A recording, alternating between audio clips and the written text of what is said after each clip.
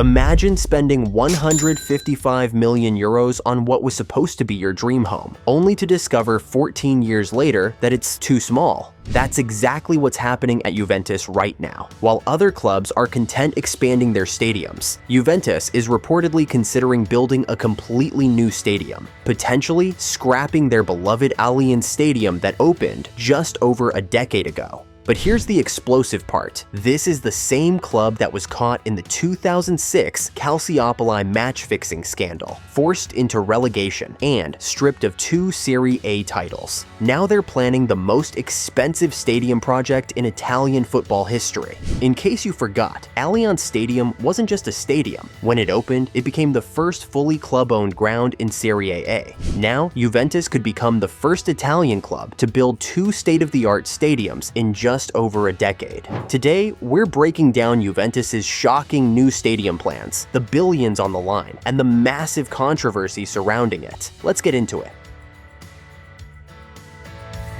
To understand why Juventus wants a new stadium, we need to understand their troubled stadium history. The story begins with the Stadio delle Alpi, built for the 1990 World Cup with little club input. This stadium was nicknamed the Concrete Desert by fans due to its poor design choices, athletics track, and terrible acoustics. Here's a shocking statistic. Despite Juventus being Italy's most successful club with 36 league titles, attendance at Delle Alpi averaged only 22,000 in a 67,000-seat stadium. That's a 67% empty stadium for every home game. Ultra groups were boycotting matches, spreading the sentiment of no soul, no atmosphere. Worse still, the stadium was born out of politics, not footballing needs. Funded with public money, it was widely criticized as a wasteful project. Juventus had little say in its development, and with no stadium ownership laws in place at the time, private clubs like Juve had almost zero control over where or how they played. Then came the 2006 Calciopoli crisis, the match-fixing scandal that deeply hurt Juventus and led to their relegation. Despite this setback, the club still pushed forward with stadium ownership plans. The stadium rebuild became part of their rebranding and revival strategy. There was also emotional pain involved. Juventus had to say goodbye to the Stadio Comunale, their historic home from 1933 to 1990. Fans had deep emotional attachment to this ground, and the move to Delle Alpi felt like abandoning tradition. That's where the Agnelli family stepped in. With a long-term vision to modernize Juventus, they saw stadium ownership as key to competing with Europe's elite. Gianni Agnelli's influence in the early stages laid the foundation for what would become a turning point. In 2011, the Allianz Stadium opened, marking a bold new chapter for Juventus. It was deliberately designed to reject the failures of Delle Alpi. As the first fully club-owned stadium in Serie A, it prioritized atmosphere over capacity. But here's the problem. With only 41,507 seats, it's significantly smaller than rival stadiums. Milan and Inter share the 75,000 capacity San Siro, while Roma is planning a 52,500 seat venue. And the economics are brutal. Every additional 1,000 seats can generate millions in extra revenue annually. With Juventus having one of the largest global fan bases, but one of the smaller stadiums among elite clubs, they're literally leaving money on the table. So that's why the club is now looking to the future again, with a bold and ambitious new stadium project. One that promises not just to fix capacity, but to redefine what a modern football stadium can be.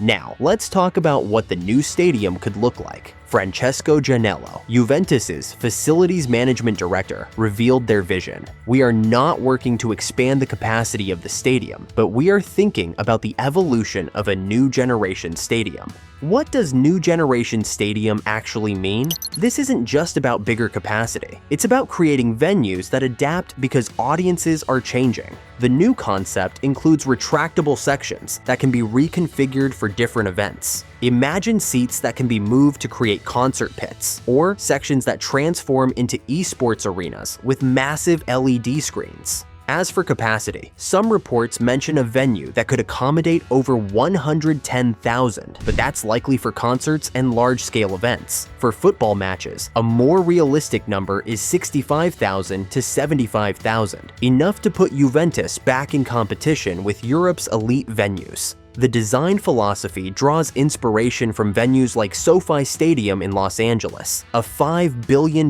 venue known for its architectural innovation and world-class fan experience. Juventus's version would follow that blueprint, serving as a year-round entertainment hub. The proposed design features are revolutionary. Retractable roof sections would provide complete weather protection while optimizing acoustics for both football matches and concerts. The modular seating system represents a game changer, allowing the venue to be completely reconfigured for different events within hours. State-of-the-art LED walls and projection technology would create immersive experiences that go far beyond traditional scoreboards. Multiple levels of premium hospitality spaces would cater to corporate clients and VIP fans, while integrated retail and entertainment complexes would keep the venue buzzing year-round. The exterior design would likely maintain Juventus's black and white identity while incorporating cutting-edge architectural elements. Think curved glass facades, LED lighting systems that can display team colors, and integration with the surrounding urban environment. Interior features would focus on fan experience, wider concourses, premium food and beverage options, interactive fan zones, and technology integration throughout. Every seat would have perfect sightlines, and the venue would operate 365 days a year as an entertainment destination. This isn't just expansion, it's evolution into a sports entertainment complex that generates revenue year-round, not just on match days. Juventus's stadium journey has been as turbulent as any season on the pitch. It all began with the controversial demolition of the Stadio delle Alpi in 2009. Despite being just 19 years old, the stadium was torn down, widely seen as a design failure. Fans backed the move, citing poor visibility and a soulless atmosphere, but politicians and architects labeled it public waste. The land deal behind the new stadium only deepened the controversy. Juventus needed full ownership of the land, which it finally secured from Turin City Hall in 2002 after years of negotiation. The process was heavily criticized for its lack of transparency. There was no public bidding. Rival fans and Torino FC cried foul, accusing the city of favoritism as Juve prepared to build a new stadium while Torino settled into a renovated comunale. But owning the land didn't guarantee smooth construction. Originally scheduled for 2007, work on the new ground didn't begin until 2009. Delays stemmed from environmental permits, soil contamination, and zoning restrictions. Italy's outdated stadium laws made private construction projects painfully slow. Even after the 2011 opening, issues continued. Technical flaws like roof leaks, poor drainage, sound glitches, and broken ultra-section seats plagued the stadium. Some fans felt it lacked character, calling it too modern. Meanwhile, construction unions raised concerns over night shifts, limited safety gear, and inadequate on-site medical care. Now, Juventus is reportedly planning something even bigger, a brand new €2 billion stadium, with construction potentially beginning in 2026 and completion targeted by 2030. But the challenges are far greater. The project would require stringent environmental reviews and navigating Turin's notoriously slow-moving bureaucratic maze. Infrastructure upgrades would be critical, as the area around Allianz Stadium already struggles with traffic on match days. A larger venue could mean even more chaos. Here's where the €2 billion question gets real. Is this price tag fact or fiction? Media leaks suggest feasibility studies are underway, with comparisons to other mega stadiums providing the framework. Recent major stadium projects show costs have skyrocketed by over 200% in the past decade. Juventus plans to fund this through multiple revenue streams. Private equity partnerships are essential, with the J Village Property Fund already providing €24.1 million for development rights. Naming rights could generate massive returns. Recent deals show increases of up to 400% compared to previous agreements. Hospitality pre-sales are crucial. Tottenham's new stadium generates generates 150 million euros annually from premium seating, 3 times what Juventus currently makes. If capacity increases from 41,507 to 70,000, that's an additional 27 million euros per season just from tickets, plus massive hospitality revenue.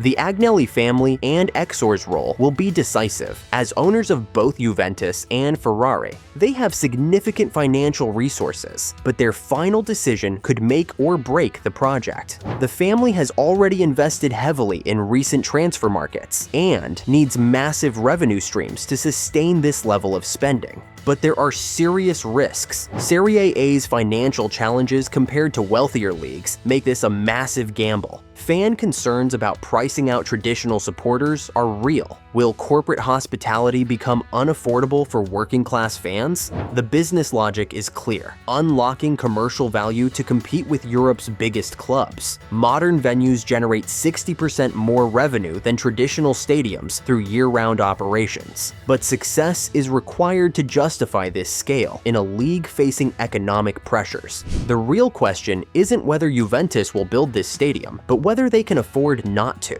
In modern football's financial arms race, maintaining current infrastructure means falling behind competitors. What do you think? Brilliant investment or expensive mistake? Will this revolutionize stadium design or destroy football tradition? Let me know in the comments, and don't forget to like and subscribe for more football insights.